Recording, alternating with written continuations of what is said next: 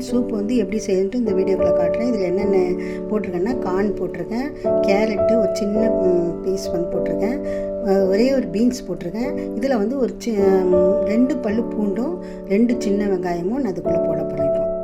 இப்போ இதோடு சேர்த்து வேக வச்சுடுறேன். ஒரு 1/4 டீஸ்பூன் மிளகும் இதில் போட்டுறேன். நான் கொஞ்சோடு மிளகுத்தூள் போடுறேன். உங்களுக்கு காரம் எவ்வளோ வேணுமோ அவ்வளோ நீங்கள் போட்டுக்கலாம்.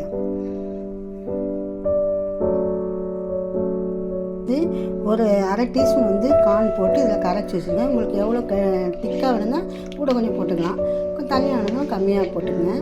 போட்டு கரைச்சி வச்சுருக்கேன். இப்போ அது நல்லா வெந்த பிறகு இதை ஊற்றி அதில் கலக்கி எடுத்துக்கணும்.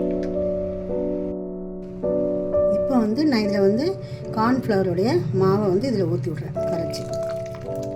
இது ஒரு 5 நிமிஷம் இதில் நல்லா வேகட்டும். இப்போ நம்ம காயை வந்து குக்கரில் கூட வேக வச்சு இது மாதிரி பண்ணிடலாம். இப்போ தனியோட பாத்திரத்தில் நீங்கள் வந்து வேக வச்சு நல்லா சூப் நல்லா வெந்து நல்லா இப்போ வடிகட்டி நம்ம பரிமாறலாம். இது பாருங்க,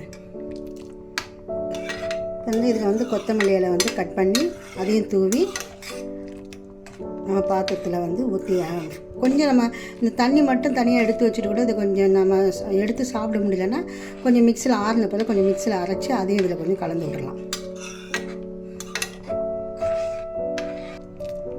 ஒரு 5 நிமிஷம் இது கொஞ்சம் திக்னஸ் கொடுக்கும். அது பிறகு நம்ம எடுத்துக்கலாம். சோளம், கேரட், பீன்ஸு எல்லாம் போட்டு சூப் பண்ணி வச்சுக்கோங்க. கார்ன்ஃப்ளவர்லாம் கலந்து சூப் ரெடி ஆகிடுச்சு. இப்போ நம்ம வந்து சர்வ் பண்ண வேண்டியதான். இது ரொம்ப சத்து வேறு, பிள்ளைங்களுக்கும் சின்ன பிள்ளைங்களுக்குலாம் கொடுக்கலாம். சூப் மாதிரி வச்சு கொடுத்திங்கன்னா ஈவினிங் டைமில் நல்லா ஒரு டீஸ்பூனில் ஒரு கிண்ணத்தில் போட்டு இந்த மாதிரி டீஸ்பூன் தான் எடுத்து சாப்பிடுவாங்க. ரொம்ப நல்லாயிருக்கும். லேசாக அந்த ஒரு மிக்சியில் வந்து ஒரு சுற்றிட்டிங்கன்னா அந்த இதில் உள்ள அந்த ஜூஸ் எல்லாம் இதில் இறங்கிடும். சாப்பிட்றதுக்கும் ரொம்ப டேஸ்ட்டாக இருக்கும். இதை மாதிரி நீங்கள் செஞ்சு பாருங்கள். உங்களுக்கு இந்த வீடியோ பிடிச்சிருந்தா உங்கள் ஃப்ரெண்ட்ஸ் அண்ட் ஃபேமிலிக்கு ஷேர் பண்ணுங்கள், கமெண்ட் பண்ணுங்கள், லைக் பண்ணுங்கள், சப்ஸ்கிரைப் பண்ணுங்கள். தேங்க்யூ. சோளத்தில் வந்து விட்டமின் பி சத்துக்கள் வந்து அதிகமாக உள்ளன. சோளத்தில் வந்து கால்சியம், மெக்னீஷியம் இருக்கிறதுனால எலும்பு வந்து பலப்படுத்தும். பற்களும் நல்லா வலுவாகும். ஏன்னா பொட்டாசியம், கால்சியம் இதில் இருக்குது.